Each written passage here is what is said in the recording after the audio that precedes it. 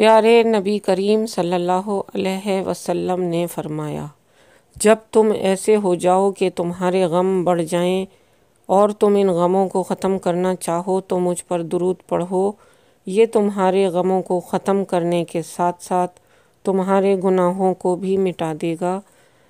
کتاب بحوالہ ترمذی شریف، صفحہ نمبر 2457 پر یہ حدیث درج کی گئی ہے۔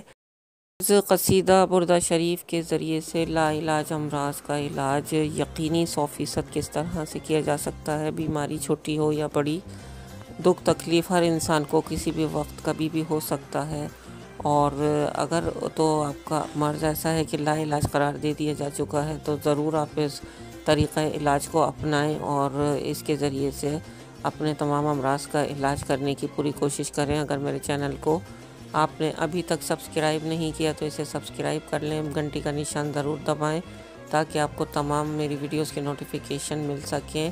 ویورز، بنا ٹائم ضائع کیے میں آپ کو طریقہ کار بتاؤں گی کہ کس طرح سے ہم اپنے بیماریوں کا، چاہے وہ چھوٹی ہوں بڑی ہوں، پوشیدہ ہی امراض کیوں نہ ہو، بعض دفعہ انسان کے ساتھ ایسا ہوتا ہے کہ اس کو بڑی اس طرح کی بیماریاں ہو جاتی ہیں کہ ڈاکٹروں کی بھی سمجھ سے بالاتر ہوتی ہیں۔ جب میڈیکل سائنس فری ہو جاتی ہے، فیل ہو جاتی ہے، تو پھر وہ کہتے ہیں کہ اللہ تعالیٰ کی خدائی اور ایسی چیزیں انسان کے کام آتی ہیں، دعائیں اور قرآنی آیات، قرآنی صورتیں، اور پھر یہ تو قصیدہ بردہ شریف ہے۔ اس کے حوالے سے میں ایک ویڈیو پہلے بھی بنا چکی ہوں جس میں تمام اس کی فضیلت، اس کی جو اس درود شریف کی برکات ہیں، وہ ساری چیزیں واقعات ہیں، وہ سب میں ڈیٹیل کے ساتھ اپنی اس ویڈیو میں آپ کو پہلے ہی اپنی ویڈیو اپلوڈ کر چکی ہوں۔ اگر تو آپ چاہتے ہیں کہ میری وہ ویڈیو بھی دیکھنا تو آپ میری اس ویڈیو کے ڈسکرپشن میں سے لنک لے سکتے ہیں۔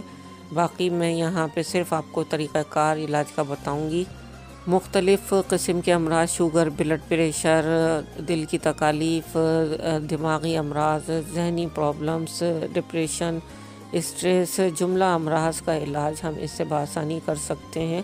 شفا من جانب اللہ ہوتی ہے، شفا اللہ کے ہاتھ میں۔ اگر کسی انسان کی تقدیر میں شفا ہے تو درود شریف کے ذریعے سے یقینی 100% اس کا علاج ممکن ہے۔ جو درود پاک قصیدہ بردہ شریف جس پہ ہم بات کر رہے ہیں، اسے نبی کریم صلی اللہ علیہ وسلم نے پسند فرمایا ہے، اور جنہوں نے یہ اسے لکھا تھا حضرت بصیری رحمۃ اللہ علیہ، وہ فالج کی بیماری میں مبتلا تھے۔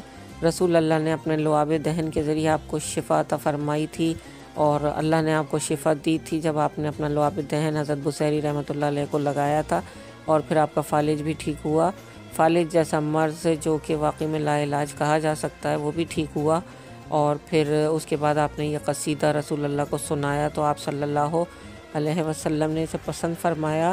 اسی لیے میں آپ لوگوں کے ساتھ اس کا طریقہ کار شیئر کرنے لگی ہوں۔ اسے غور سے آپ نے سیکھنا ہے، سمجھنا ہے، اس پہ عمل کرنا ہے۔ 11 مرتبہ آپ نے قصیدہ بردہ شریف پڑھنا ہے۔ اگر مریض خود پڑھ لے تو بہت اچھی بات ہے، اور اگر اس طرح کا مریض ہے کہ لا علاج بیماری میں مبتلا ہے، وہ خود نہیں پڑھ سکتا، تو اہل خانہ میں سے کوئی بھی باوضو یہ درود شریف پڑھیں 11 مرتبہ قصیدہ بردہ شریف، اور ایک پانی کا گلاس اپنے سامنے رکھیں، اور بالکل یکسوئی کے ساتھ آپ نے اسے پڑھنا ہے۔ پڑھنے کے بعد آپ نے پانی پہ دم کرنا ہے اور اپنی ہتھیلیوں پہ دم کرنا ہے، اور مریض کو پھیرنے دینا ہے جہاں اس کا مرض ہے۔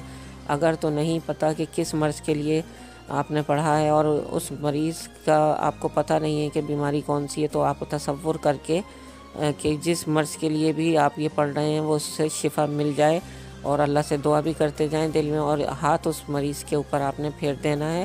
اگر مریض خود پڑھتا ہے تو وہ بہت اچھی بات ہے کہ وہ اپنے جسم پہ جہاں مرض کا گمان ہے ادھر ہاتھ ضرور پھیرے، ورنہ پورے جسم پہ ہاتھ پھیر لیا جائے، اور وہ پانی 3 سانسوں میں آپ نے ختم کروا دینا ہے۔ چاہے تو آپ ایک پورا دن میں کسی بھی طرح وہ پانی تھوڑا تھوڑا کر کے پلا دیں، لیکن 3 سانسوں میں ایک وقت میں یہ پانی پلانا ہوگا۔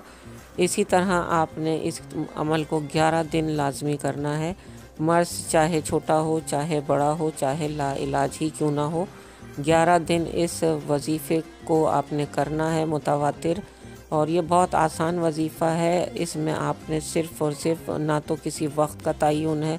اگر آپ اسے فجر کے اوقات میں کریں گے تو اس میں ضرور برکت اور بھی مزید شامل ہو جائے گی۔ ویسے اس میں کوئی ٹائمنگ وغیرہ کی پابندی نہیں ہے، کسی بھی وقت آپ اسے کر سکتے ہیں، لیکن جو تعداد میں نے آپ کو یہاں مینشن کی ہے 11 مرتبہ پڑھنے کی اور پانی پر دم کرنے کی، یہ آپ نے ضرور کرنا ہے۔ انشاءاللہ تعالیٰ اگر اللہ نے مریض کے لیے شفا لکھی ہوگی تو ضرور اسے شفا ملے گی۔